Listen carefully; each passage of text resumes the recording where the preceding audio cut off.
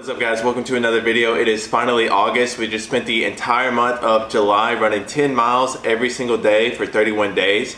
And after running 7 marathons and 7 days at the end of June, I wasn't really sure what I planned to do for July instead of just training for this ultra marathon that I have coming up next on August 6th. But my friend Jonathan, he texted me and said, hey, you know, a pretty tame goal for July would be to run at least 10 miles every single day. And I wasn't really sure about it.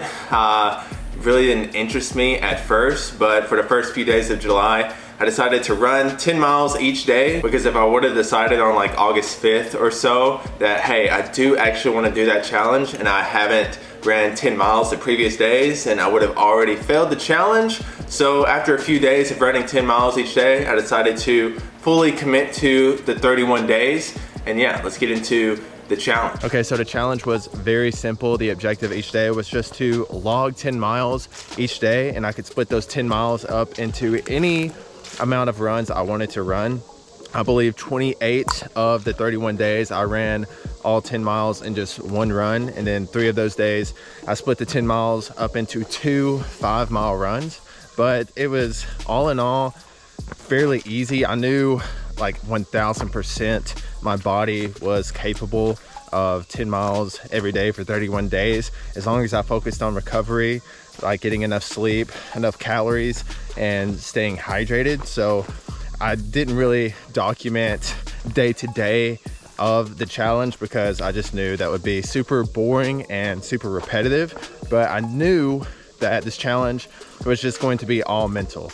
Like knowing I have 90 plus minutes each day that I'm going to be running, and you have choices each day, and this is where you can create some discipline in your life. And I think you have to create discipline. You can't hope for it, you can't wish for it, you can't go to bed tonight and hope you're going to wake up and make the right decisions tomorrow. You just have to, you know, make those right decisions, those hard decisions each day whenever they come along. And that's what I had to do every day. Every morning, you know, I could choose to sleep in a little later, or I could knock out my run and have the rest of the day to relax or just not worry about running. I could get it done during lunch, midday, but it was hella hot, so I could avoid the heat and save it for later in the night, or I could just get it done during the heat of the day and then have the rest of the day off. But if you follow me on Strava, if you're not following me on Strava, the link is in the description of this video. 90+% of my runs were done at like 11 p.m. and on the same route, and they were all like 10-minute mile paces. It was probably pretty weird if you're looking at that each day, but I just tried to keep it nice and slow. Yeah, I decided to do most of my runs at night to avoid the heat. But the downfall with doing those at night is that anything came up, I was so stretched for time because there's only enough time left in the day. So if anything came up, it was pretty stressful. A few times some things came up with Allison and such, like we had just had to go do something, blah, blah, blah. But yeah, this is where you can create some discipline in your life. And I think challenges like this are great for that. And you don't have to run 10 miles every day to create discipline in your life, but 10 miles was pretty much that sweet spot for me, because I know 100% I'm capable of 10 miles a day. But it's also challenging, as in it takes 90+ minutes of running each day, and that's a long time. A lot of people, most people on the earth don't run 1 mile a day. They don't run for 10 to 20 minutes. So running for 90+ minutes each day without a rest day the entire month was pretty hard. And really what I learned during this challenge was something that I already knew, and it's that discipline is king. If you want to be great or even good at anything, you just have to show up every day regardless of the situation. Obviously, rest days and days that you use to recover are very important, but if you're going to commit to something, you should really do it.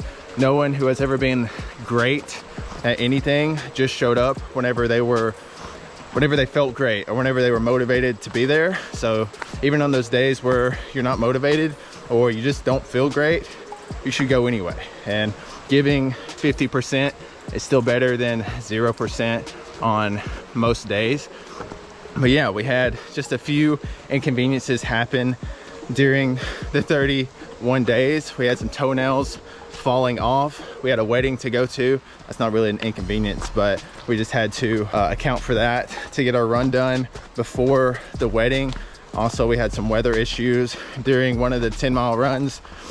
3 miles in, we had to go in the gym and finish a rest on the treadmill the last 7 miles.